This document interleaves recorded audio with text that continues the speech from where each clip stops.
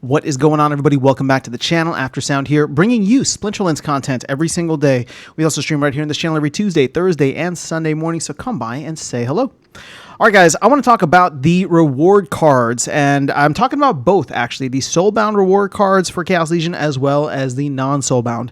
So let's go back to the non-Soulbound, because one thing that I am tracking here is how many cards are getting burned, and we definitely saw a spike happen over the last couple of days, maybe even over the last day. Now, I don't remember when I checked. It was sometime earlier this week, so maybe at least 3 to 4 days ago. We were at 11.79 million cards burned, right? And right now I'm filtered to all of the reward cards, but my guess is that the only ones getting burned are probably the ones that are below the burn value, which is all of the new Chaos Legion ones.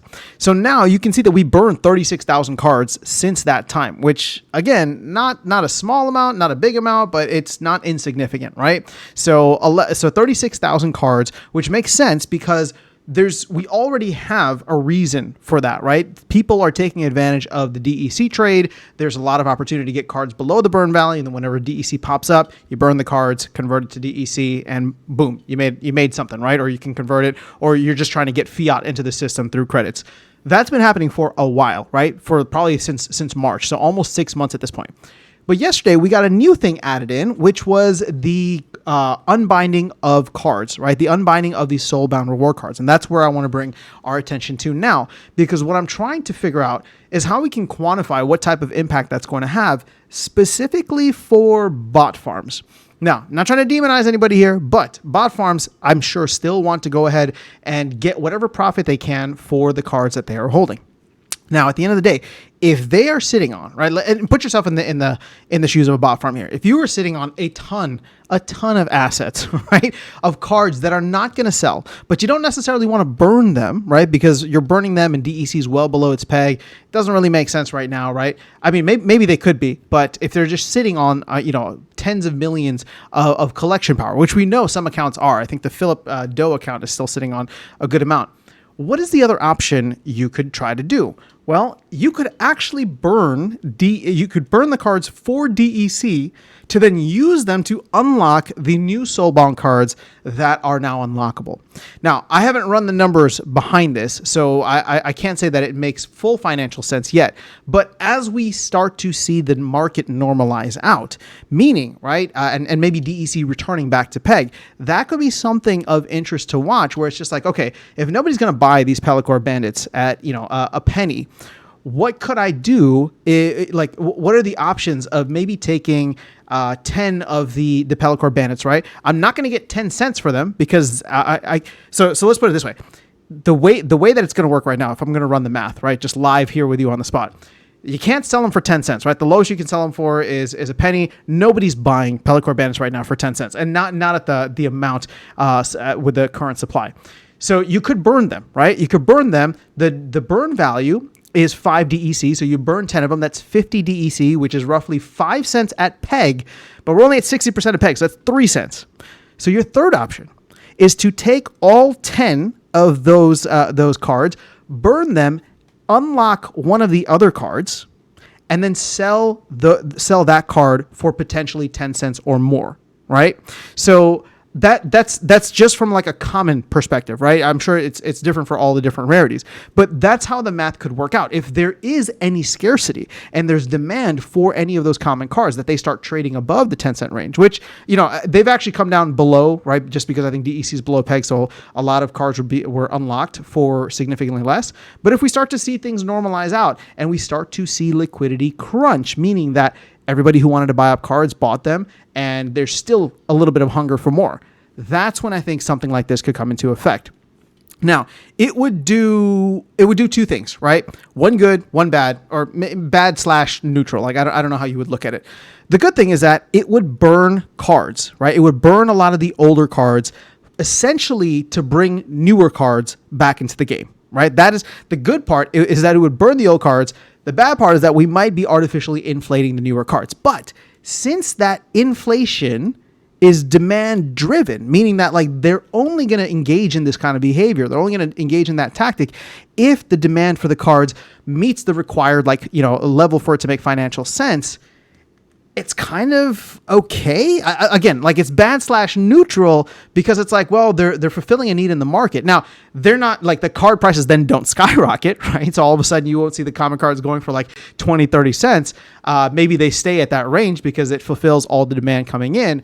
But, it's also not, it's like bad / neutral. I don't know how to feel about it, but it does clean up a lot of the older cards. Now, that being said, there's still a ton of cards, right? I just talked about the fact that we had a huge spike of 36,000 cards being burned from the last time I checked this, when we have literally tens of millions of BCX, literally just the Pellicors here, right? Let's go Venari Heatsmith down to Pellicor Mercenary. I mean, check this out. Look at how much BCX are still active and in the mix. 7 million, 7.4 million, 7 million, 7.3 million. Like this is 35, 40 million right here with just these cards, right? Just the common old cards. So it's a lot. It's a lot, and I don't know that it's necessarily we're going to burn through all of those. I think if anything, a majority of the cards that are going to get burned from the Chaos Legion, non-soulbound set is probably going to be for this DEC trade that's happening, which is why we're seeing, or at least why we saw DEC not returning to peg for such a long time, and we saw the supply super stable, right? People just kept on burning them. Regular churn, probably just kind of DCAing out of the cards, right? I don't know if it's out of the game, but definitely out of the cards and into DEC, right? Into maybe some other things within the ecosystem, because at the rate that, some people are, so let me put it this way, at the amount of CP that some of these accounts have, right? 10, 20, 40 million CP, they would tank the market if they did it all in one go. So it's had to be this slow and steady drip, probably going into other assets or maybe exiting the game. I don't know what it is, but either way, we've definitely seen that happen over the past 5, almost 6 months, right? Since March, I think is when things kind of tapped out. And that's why, in the last video I was talking about this, where, this is a huge